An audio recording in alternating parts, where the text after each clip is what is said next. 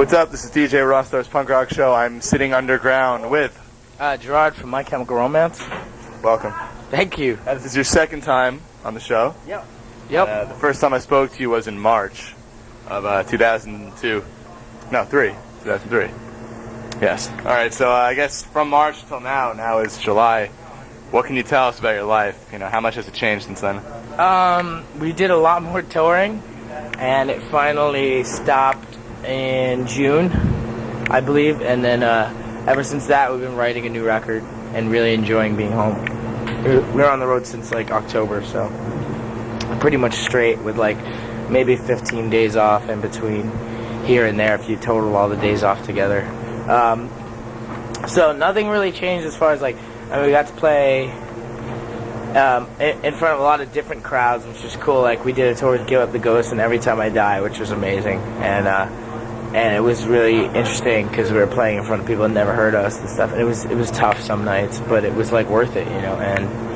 And so we did a lot of different tours, and then now we're concentrating on writing. So that's what's changed. So I guess the question is, you know, when you go back home now, people approach you on the streets, they know who you are by face? No.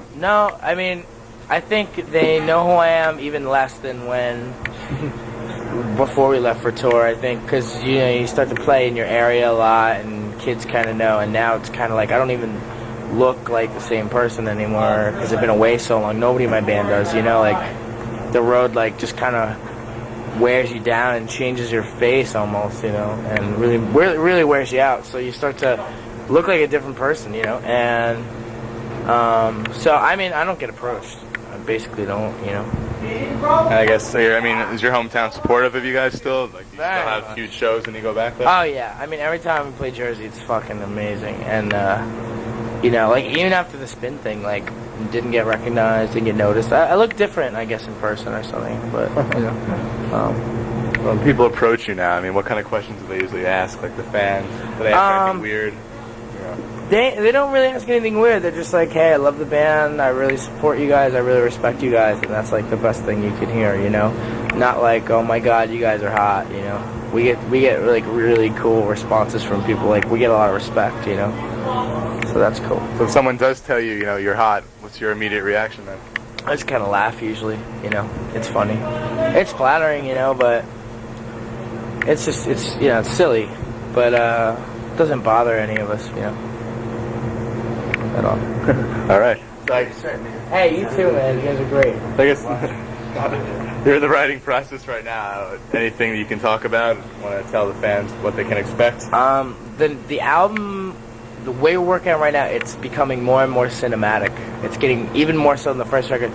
The first record was cinematic after the fact that we recorded it. Like, after we pieced the songs together, we realized that they told a coherent story, that they had a really real flow, and then it was kind of like cinematic. And now, like, the songs right away feel like that. Like, we have intros and interludes, and it feels very epic, but at the same time, we've written a lot of fast, brutal, heavy stuff. Like, the song we played tonight has a lot of, like, death metal elements and very thrashy.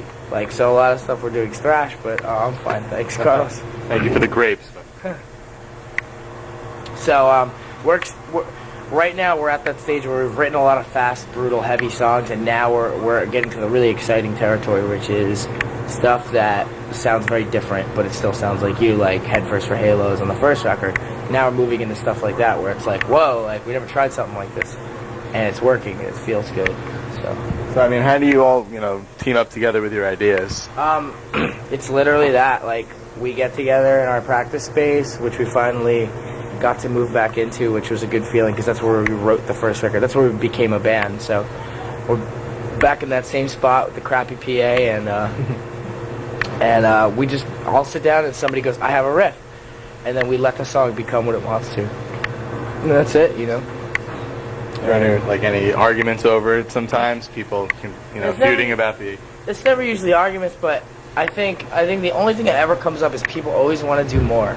They're always just like, can't I make this more interesting, or can't we change this here instead of... So sometimes we'll have a tendency to go for something that's less simplistic, but that's the only time, not even an argument, but a debate ever comes up. It's like, well, why does it have to be more complicated, you know what I mean?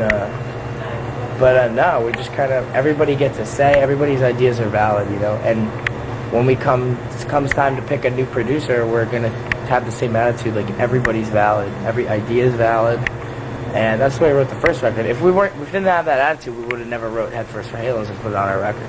You know, a song like that. So. Oh, sorry, they're gonna say something. So how many songs are fully written, would you say? I'd say 5 are fully written. They just need to be tweaked and tightened, and we have fragments for another 5. So, but we want to write about 20 to 30 songs and pick the best ones. Cool. And you were saying you got to tour with a lot of different types of bands this tour. Like, is there anybody you're still waiting to play with? That would be like an honor for you. Well, I mean, this is the first time we got to play with Coheed and Cambria. I mean, we played with them once before with Taking Back Sunday. It was an amazing show up in Boston. It was us, The Exit, Coheed, and Taking Back Sunday. It was like a great show. But we've always wanted to like tour with them, with Coheed, and we've already toured with Taking Back Sunday, and that was amazing. And we always wanted to tour with Coheed and The Exit. So all the bands that day we played with, we've always wanted to tour with. So this is like kind of like a little bit of a taste. So these guys, Thursday, of course, like we're all still kind of, we would love to do that. And I would love to go out with the Michelle Gun Elephant, a Japanese rock and roll band. Iron Maiden. Just stuff that's kind of out of the box as far as like what people would expect us, the bands they would expect us to tour with, bands that they wouldn't expect us to tour with. That's what I want to go out with. You know, cool. I was wondering, a question I've never. Whoa. I think so, actually. All right, good. Thanks. Thank you. Yeah, thank you. I'll bring it in. By the way, I never edit my interviews, so there you go. Anyway, I guess a good question is, you're on the road with your bandmates, you know, countless months at a time. When you're home, you know, do you guys hang out as friends, like, every day, or how does it usually work? Well, we get together every day to write. So, I mean, that's really, like, a lot of time to see each other already, you know what I mean? And it's kind of like we all have our own lives now that when you come home, it's so private, because you're like, you have a life that's separate from what you do every day, that you're just, I mean, I see my brother constantly, because we live together, so I see him a lot, and but, you know, everybody's generally got their own life and their own thing, you know, and we get home and everybody just kind of scatters out, you know, and we get together every morning, though, and write new stuff. Really. What happens if someone says, oh, I have an appointment or something? Oh, that's fine. You have We'll wait. But every day, pretty much, right? I mean, the plan is every day at, like, noon, we get together, and we make some music, you know, and we're not tired of it. We want to keep doing it, you know, and somebody has something to do, we either don't have it, or we do, like if I can't be there, they have just music, or they'll practice the set or something. If somebody else will still try to do it, you know. So you do this in someone's house? Practice? The practice space, we practice in, like, a converted warehouse. Oh, really? It's like it's a factory. It's a converted factory. It's in, like, it's in a place that was featured on Unsolved Mysteries because somebody was shot in the head in the basement. Oh, wow. So how did you get, like, the rights to record in there? They just rent out monthly rooms to bands. Really? There's lots of bands there. There's, like, the Escape Engine, I can't remember some of the others, Crop Duster, Try to Throw, like, there's a whole bunch of bands in that spot. So who would be, I guess, your closest group of friends that's, you know, maybe a band? Nobody there, really. I mean, Your Day Strong, I'm trying to, Another Day Ruined, I believe is their name. Like, we're pretty tight with them. We played a show with them. But, I mean, like, we don't see anybody else, really. We're in there a lot. Really? But we're in there the hours that other people can't, because this is our time. This is our life. Yeah. But for them, a lot of bands, it's like they have jobs. So, like, they come at night. We're there all day. So. Did you have any job before the band took off? Yeah, me and Mikey worked at a Barnes & Noble, and then after that I did toy design for a while, and then Frankie was, I can't remember, he was going to school full-time. Otter was a mechanic, and Ray was working at a film, like a photo development place, and he was doing internships in the city for film, like people that did like Crouching Tiger and Dragon and stuff. So. Was it hard, I mean, for you in particular, or anybody in the band, just to quit what they were doing, or? No, I mean, it just felt right, and it was like, hey, we're not gonna like totally starve, so you know, fuck it, we have one shot, and let's do it, you know. So does it still amaze you how far you've come in yeah, such a short time? It's never gonna stop amazing us. even if it like came to a halt tomorrow, like it would still make the logical progression of like being a band a year and a half to where we've gotten. You know. So like maybe one memory or one instant that like stands out in your mind if someone said, "When did you realize this is huge"? Maybe a show you played or something you saw. Irving Plaza with Finch and the Used and Movie Life. When we opened, we were the first band, and like it was so packed for us being the first band, and like it was because it's, like Irving doesn't really fill up till about the end of the first band, and like the screen came up and like we just started making noise and everybody was like going nuts, and we were like, wow. To me, that was my personal like one of my great moments, And then Skate and Surf this year, when we played that, I was like, wow, like it felt amazing. Just the support we get from our home state is amazing. So are you headlining anytime in the future? Or? We're talking about doing a headlining tour in October. So, and then November, right, some more, maybe go to Europe in December, and then off the road. That's it. So October, if we do a headlining thing, it'll probably be the last time that people see us till we're done with our record. If you had a choice, who would you bring with you if you had one band to take with you on tour? There's so many. Murder by Death, The Ghost, The Exit. There's seriously so many bands, But like we're not that big, so it's almost to me insulting to ask a band like The Ghost or The Exit to come out because I feel like they've paid their dues a lot more. You know what I mean? So I feel weird inviting them to come out and open for us because I feel like that they're amazing bands, So that's weird. So I can't really answer that. Well, who's your favorite band? I guess. Like, my favorite band? Yeah, your favorite band. As far as like who's making music right now, like it could be even that Iron Maiden. Iron Maiden. Yeah. At the Gates. Iron Maiden, At the Gates, Misfits, Miss, and the Mars Volta. They're seriously like they're brand, they're so new, but they're like one of my favorite bands already. Like I think they're amazing. I think they're geniuses. Through music, have you gotten to meet any your idols yet? Have you met Iron Maiden or any of them? I never met Iron Maiden. I never met any of the Misfits. I met the Mars Volta though. So that's cool. So that was incredible. They were so nice, and they're just, I don't know. They just like exuded rock. You could just see rock and roll like coming right, emitting right off. They had a great vibe. Their CD just came out, right? Yeah, just dropped. So people can check that out too. Phenomenal. Like you would recommend, right? I think it's the most important record to come out this year. It's the most important record.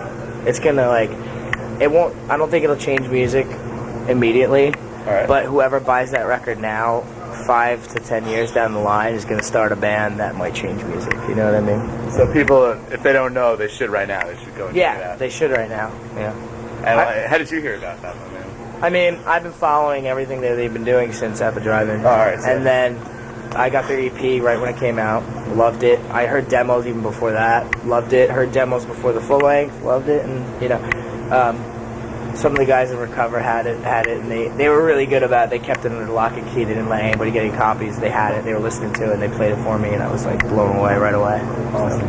So I guess before we go, I mean, if there's any bands out there, maybe bands that are starting out, or even bands that are maybe have been together for 6 years, and they're saying, how come we can't, how come we can't hit it big? What advice do you give to these bands, whether new or old, that want to be where you are right now and playing at Irving Plaza and all that? I would say, hey, can I get one of them? Can I get a slice? Or boxes. I would say. Oh, dude, are you sure like they didn't just get this? It's warm. Oh no, it's not. Dude, it's like I think it's fine. They left? Yeah. Okay. Oh, I'm sorry, I'm fucking up here. Who are you? You're an important person. So Oh, what's going on, guys? This is Carlos, but these guys know me as Los, so just hi. And will your site Unleash the Bats ever come back one day? Unleash the Bat will be coming back soon. By the time this airs, it'll probably be up already. And I'm sorry if I sound kind of slurish because I'm chewing some fruit that Coheed left. So that's what's going on, guys. But thanks for supporting My Chemical and the MC Army. You guys are great. Keep up the good work. Thank you, because you actually put my interview from last time on your site. No problem. Got a lot of listens. No problem. Back to G.